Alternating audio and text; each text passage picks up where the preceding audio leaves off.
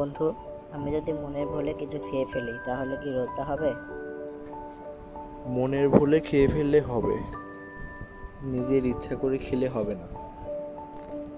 আর আমি যদি ইচ্ছা করে ভুল করে খেয়ে ফেলি তাহলে?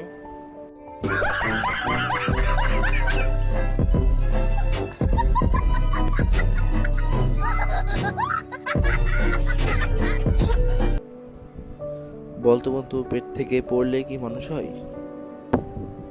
না রে বন্ধু, মানুষ হইতে হলে অর্জন করে নিতে হয়।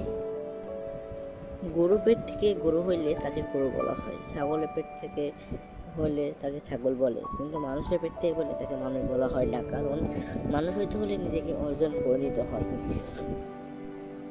ও, তাহলে মানুষ হতে হলে নিজেকে অর্জন করে নিতে হয়, কারণ নিজেকে প্রতিষ্ঠিত না করতে পারলে এই সমাজে তার কোনো দাম নেই, তাকে মানুষ হিসেবে গণ্য করা হয় না।